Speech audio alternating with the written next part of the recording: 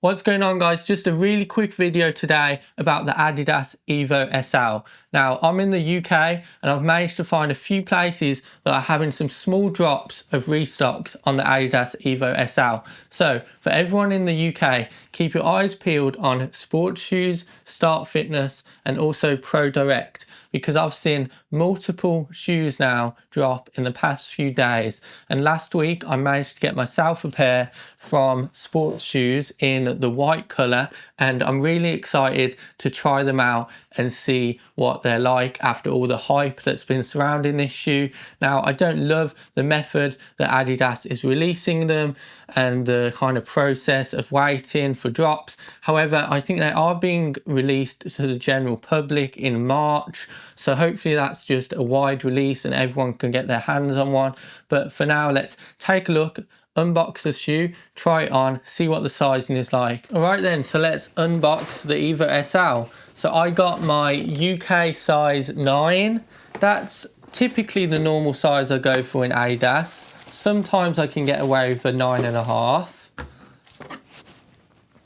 So I got the white colourway, and this thing just looks clean, doesn't it? I've seen the other colourways now, and I do like a lot of the different colours too, but this is all Sports Shoes had at the time I bought these, and I don't mind it. I'm a bit worried about running these in the UK winter currently. It's very wet out there, so I don't think they're going to be too white for long. But yeah, I mean, what a fresh shoe. And despite all the hype and that surrounding these shoes, which I'm not really too fussed about, I just have read it's a really good daily trainer, more up-tempo daily trainer, and I really think the price point of these is pretty good considering you're getting a full slab of Lightstrike Pro. So I'm pretty excited to try them out. And additionally, I've also heard there's a nice wide fit in these, which will work great for my more high volume feet. But let's try it on and see what it's like. Now, this shoe reminds me a bit of the Boston 8 and 9. Now, if you ran in that version of the Bostons, they were the OGs. They were so good. And after kind of the Boston 9, where it went to the 10, the shoe really changed. And now I don't think we'll see a Boston ever again like that. But this shoe has some elements that does remind me a bit. And firstly is the heel collar. We're back to this kind of slim, mildly padded collar from Adidas. And I think that is very reminiscent of the Boston 8 and 9, because after that they went to this horrible heel design, which I know doesn't work for a lot of people, where it's really thin. So I'm thinking, is this more Boston than the Boston 12 currently? And you know what, if this shoe is like the Boston 8 and 9, then I can't complain at that, because I really enjoyed that shoe. One of my best running shoes. Okay, so let's try these shoes on. Yeah, so I got my size UK 9. Let's see how these fit. Yeah, so you don't have a gusseted tongue, so you've just got to make sure that's nice and aligned before you lace up the shoe. A bit frustrating, but nothing too major.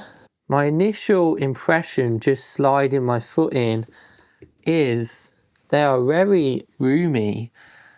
Normally Adidas shoes come up quite narrow, don't they, for most people?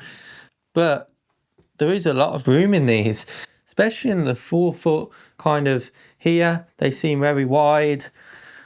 Let's see how much length we've got. So on my right foot, I've got about a thumb's width, I'd say, so that's not too bad. And then I find my left foot is always a touch smaller, so just over a thumb's width on my left foot in terms of the length of the shoe.